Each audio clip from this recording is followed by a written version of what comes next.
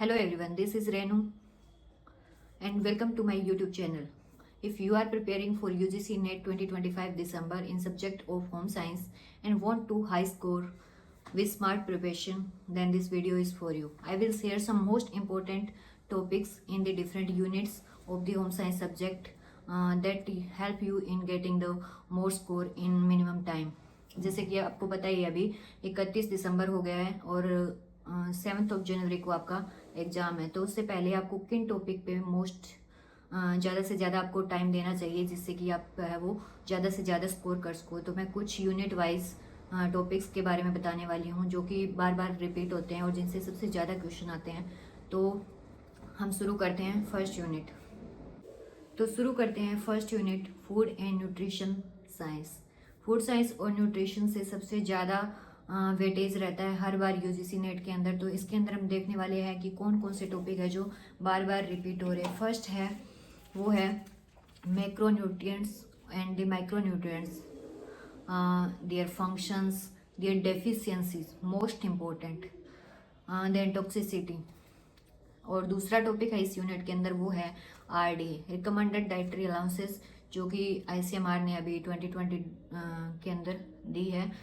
उसके अंदर भी आपको वुमेन और चिल्ड्रन के अंदर जो भी मेन जो न्यूट्रिएंट्स है like iron, zinc, iodine, folic acid और जो विटामिन ए, विटामिन सी, इनकी जो आरडी है वो बच्चों और महिलाओं के लिए उन पे खास फोकस करना है। तीसरा टॉपिक है वो है diet in the different conditions, like diet जो अलग थेरेप्यूटिक डाइट्स रहती है जो अलग अलग डिजीज़ के अंदर दी जाती है। कार्डियोवेस्कुलर डिजीज़ है, किडनी डिजीज़ है, या फिर कोई भी जो डायबिटीज़ वगैरह है उनके लिए जो अलग अलग मतलब कि डिजीज़ के अंदर कौन सी डाइट हम फॉलो करते हैं उन डाइट्स के ऊपर फोकस करना है। और कौन सा जो हमारा ऑर्गन है उसके अगर उसमें कोई भी दिक्कत है तो हमें कौन सा न्यूट्रिएंट है वो ज़्यादा लेना है हमारी डाइट में और कौन सा कम करना है, इनका आपको बिल्कुल ये टिप्स पे होना चाहिए। चौथी चीज़ जो है वो है प्रोटीन एनर्जी माल न्यूट्रिशन, जिसके अंदर क्वासियोर, मेरास्मस, ये किसकी डेफिशिएंसी से होते हैं और कितने साल तक के बच्चों के होते हैं और इसके अंदर क्या क्या सिम्टम रहते हैं।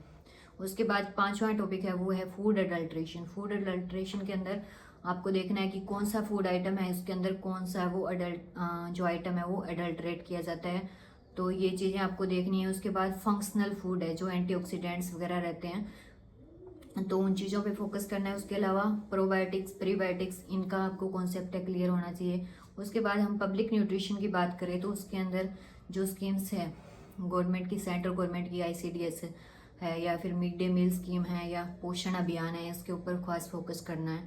और उसके बाद अगर हम बात करें सेकंड यूनिट की जो है कि टेक्सटाइल और अपैरल डिज़ाइनिंग, इसके अंदर भी टेक्सटाइल से काफ़ी ज़्यादा क्वेश्चन होते हैं और ज़्यादा इसके अंदर कुछ भी घुमा फिरा के नहीं पूछा जाता, डायरेक्ट क्वेश्चन होते हैं। तो सबसे पहले जो टॉपिक होगा वो आपका होना चाहिए क्लासिफिकेशन ऑफ फाइबर, आपको पता होना चाहिए उनकी बेसिक प्रॉपर्टीज़ क्या है, केमिकल, फिजिकल प्रॉपर्टी, और कैसे आप उनको आइडेंटिफाई कर सकते हैं, ये चीज़ें। दूसरी चीज़ है टेक्सटाइल फिनिशेस, कौन से फैब्रिक जो होते हैं उनके लिए कौन सी फिनिश है वो अप्लाई की जाती है। उसके बाद फैशन साइकिल आपको पता होना चाहिए। मर्चेंडाइजिंग के जो बेसिक कॉन्सेप्ट्स हैं उनको आपको क्लियर होना चाहिए। उसके बाद हैंडलूम जो रहता है और सीविंग मशीन रहती है उसके डिफरेंट पार्ट्स क्या होते हैं, उनके फंक्शंस क्या होता है, इन चीज़ों का। और उसके बाद पैटर्न मेकिंग की कौन कौन सी टेक्निक्स हैं, 3 बेसिक टेक्निक रहती है, उनको आपको अच्छे से याद कर लेना है। उसके बाद हम आ जाते हैं तीसरी unit, that is the communication and extension education, EECM, extension education communication management भी बोलते हैं जिसको।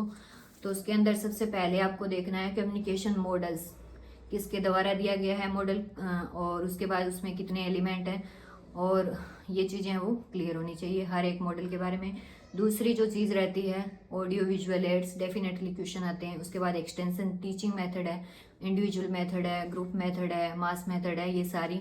उसके बाद PRA और RRA, PRA के अंदर भी जो विन डायग्राम रहते हैं, ये सारी चीज़ें उसके अंदर क्या होता है, बहुत सारे उसके अंदर कॉन्सेप्ट है PRA के अंदर, वो आपको बिल्कुल क्लियर होने चाहिए। उसके बाद इनोवेशन जो डिफ्यूजन रहता है उसका कर्व रहता है, उसके अंदर कितने इनोवेटर का परसेंटेज।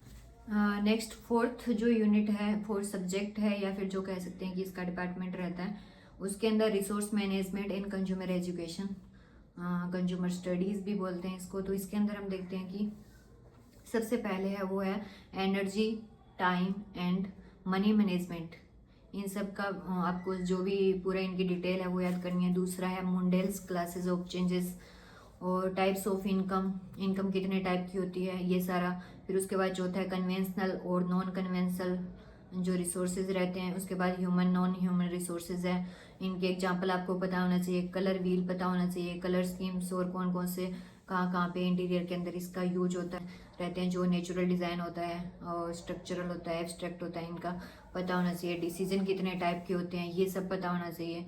उसके बाद एलिमेंट्स ऑफ डिज़ाइन और प्रिंसिपल्स ऑफ डिज़ाइन है। उसके बाद फैमिली लाइफ साइकिल है, उसकी कितनी स्टेजेस है, किसने दी है, और ये सब चीज़ें हैं वो इसके अंदर रहेगा।